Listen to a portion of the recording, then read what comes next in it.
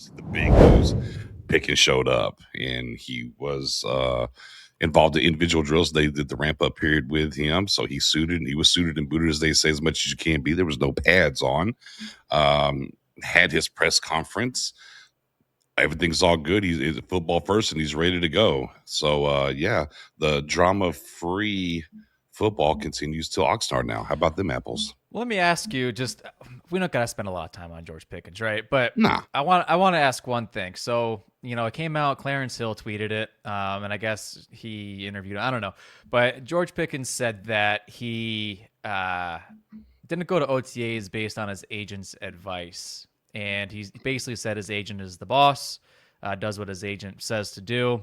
Mm. But it sounds like Pickens either one of two things happened. Pickens either put his foot down and said, "I want to be a Cowboy. I want to start off on the right foot and be here at the mandatory stuff, and I don't want to lose money, by the way." Or Mulugeta acquiesced and said, "Yeah, you can go to the mandatory stuff. I recommend you do it. It's best for you in your future." I mean, what do you think possibly happened behind the scenes there? Because we know Mulugeta is not a fan of the tag and his players Sure. playing on the tag. Can it not be a little bit of the best of both worlds? Maybe you don't like the vernacular if he's the boss. I think some people, it rubs some people the wrong way. I saw some, people talking about that. No, you're the boss. He works for you. But two things can be true to me. Pickens is like, look, I'm going to get paid. I want to get paid, obviously, but I want to play ball. So work within those confines, right? And hey, I'm going to go play ball. You find a way to get me paid, right? So, within that spectrum was okay. And again, this is speculative, obviously, but Melga says, cool, we'll go play ball when it's mandatory. When it's not, don't be there. Let's err on the side of risk, if you will. And I mean, and let's be clear. We lost Mm-hmm. offensive lineman for the entire season in Hennessy in the voluntary OTAs with the neck issue, had to have surgery on the disc, and he's gone for the year. So, the boss of getting me paid, right? I mean, the business side, right? The business side of things, that is where Mulligan is the boss at for sure, because he handles those things. That's why you have him. But it is football first, as Pickens said, right, on the interview portion once he was there after Tuesday's practices. And it was football first, and that's where it is for him. And he's all, the tank is gassed up and he's ready to roll. And that's just where it's at. So, yeah, I mean, terminology wise of the boss and people kind of, yeah, and everything's going to be micro analyzed, obviously, with everything that's happened with this particular agent and with the Cowboys handling, contracts in general over the years, not just last year, but over the years, over the better part of a decade, you could talk about it. But yeah, he's the boss of handling business, and George wants to be the boss of playing ball, and they have a plan formulated, and now we move. Yeah, I mean, you've got typically three kinds of players, right? With the negotiations, you got like the hands-on guys, you got the hands-off guys who are like, you're the agent, you take care of all that. That's kind of like what Dak was, right? Like a little bit collaborative, right? He tells the agent what he wants. Agent is the hands-on guy, does all the negotiations, and then he presents the player with the contract options and says, "This is what we got. What do you want to do? This is what I recommend."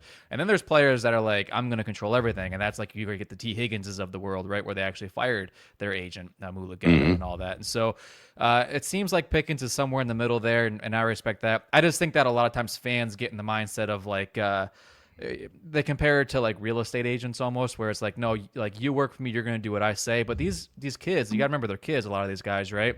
They're not experienced in this realm at all of Right. negotiations at all whatsoever. They don't know what to expect. They're told by the NFLPA that they're told by these guys as soon as they come in the league, you got to hire an agent. These are the agents that we can recommend to you to work with. They give them a list of guys, right, approved agents, and so they Mm-hmm. hear the second they walk through that door, like you got to let these agents do their thing, and the vets will tell them the same thing, and so a lot of these guys are just hands off, and it is nice to see though George Pickens, whether that was him or Mulugeta or whatever, kind of take that stand and be like, yeah, I'm going to show up and I'm going to do what's best for not just me, for the team. And it's a good relationship. We're going to move forward. So I'm excited to see what happens. And I like what you said about the risk part. Stepping on that field is a risk every time. And if you don't have a long term contract, you got to mitigate that risk where you can. Indeed. And look, what's the best way? If there's a negative view, of you per se, no matter who believes that, right? That's just the narrative that's out there in general when it comes to Pickens. Well, these are the things you do to put that to bed for the long-term deal. Like I said, and I posted on Twitter, whenever after he had this conversation, he's going to be there, and he's going to say, man, he took a huge step forward towards that long-term lucrative deal. Right, is doing things the right kind of way, and no matter how people feel what he did prior, whether it's in Pittsburgh or whatever mitigating things that's happening last year, whatever the case may be, the point is at this juncture, there is that narrative. Stephen Jones said we need to see another year.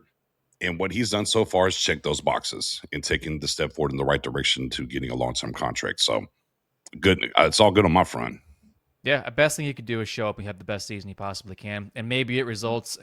A tag next year by Dallas financially isn't the worst thing in the world by Pickens. It means he'd be the third highest paid player over the course of the last 2 years, right? This year, next year, given the contracts that are out there right now. Now stuff can change, but the players want long-term contracts, right? They want the long-term deals, they want the security of it, and he wouldn't have that. So if this happened again next year, I could see it getting a lot messier than it was this year. Sure. But the best thing he can do is just put his best foot forward and try to get paid, next year and get that deal.